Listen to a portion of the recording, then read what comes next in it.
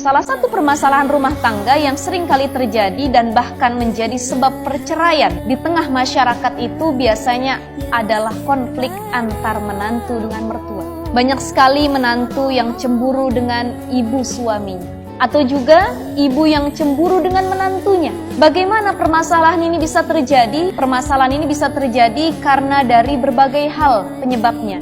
Bisa dari suaminya yang tidak adil, bisa dari ibunya yang tidak tahu agama, tidak tahu ilmu, atau juga dari istrinya yang tidak bisa menghormati orang tua.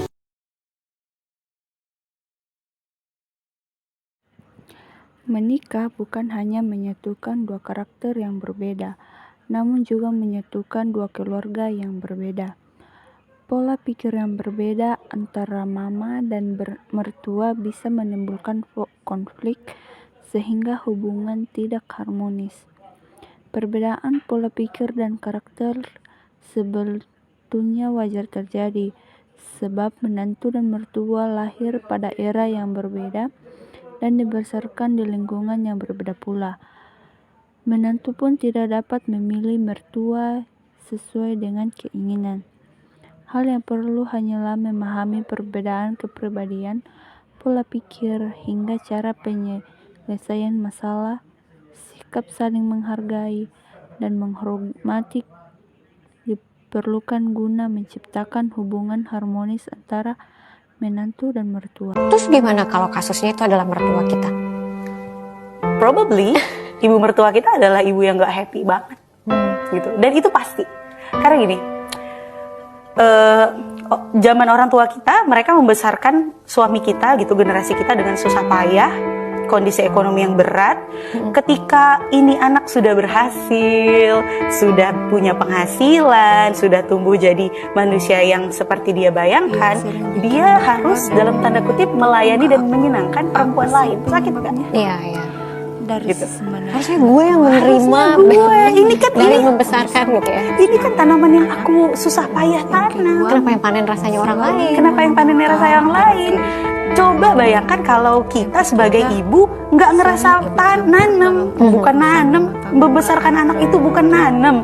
Membesarkan anak itu ya kayak bertumbuh, aku bareng sama dia gitu. Dan suatu saat kalau dia sudah tumbuh, ya sudah, aku senang. Ingin selalu lebih diutamakan oleh anaknya. Yang keenam, memperlakukan dan mengatakan hal buruk pada menantu. Dan terakhir, mertua punya masalah keuangan yang melibatkan anaknya. Kemudian dari sisi menantu, tidak mau menerima keadaan mertua yang bergantung pada pasangan. Yang kedua, ingin diutamakan oleh pasangan. Yang ketiga, tidak tahu cara berkomunikasi yang baik dengan mertua. Yang keempat, belum memahami karakter mertua. Yang kelima, mengatakan hal yang buruk pada mertua. Yang keenam, pasangan terlalu bergantung pada orang tuanya. Yang terakhir, punya perbedaan pola pengasuhan.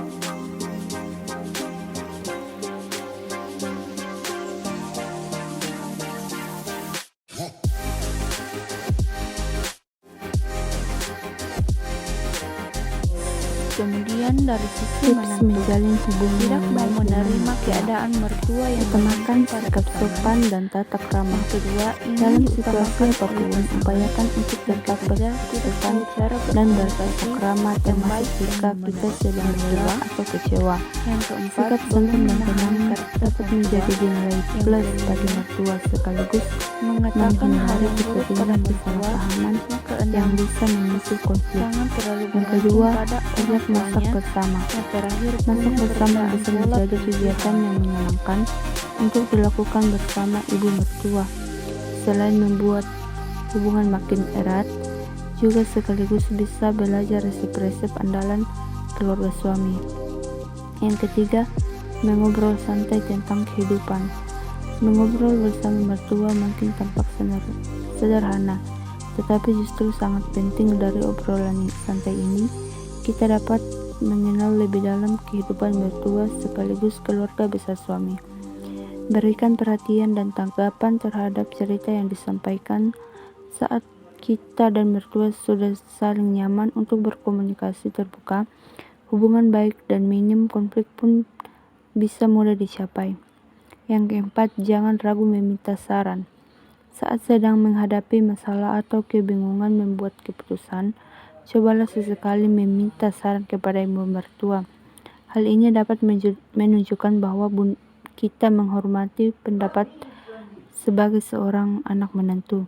Tak perlu meminta saran dari masalah yang berat, tapi bisa juga tentang masalah di kantor atau sekedar urusan dapur. Sebisa mungkin lakukan saran yang diberikan jika memang cocok dan sesuai dengan situasi kita.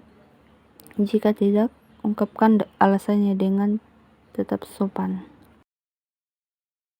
Maksudnya seperti anaknya gitu. Jadi buktinya gini aja deh, kalau ada seorang mantu cinta banget sama ibu mertuanya, artinya apa? Bukan mantunya yang baik, bukan saya yang baik, Angkel, ibu mertua yang baik, karena itu kan ada sebab dan akibat kan. Jadi kalau ibu mertua baik lah, kita kan juga pasti nggak mungkin dong jahat atau benci atau ngomongin gitu. Pasti kalau ibu mertua kita baik, pasti kita yang luluh banget gitu. Jadi kenapa kedekatan terjadi bukan kehebatan saya sebagai mantu, tapi kehebatan beliau bisa menerima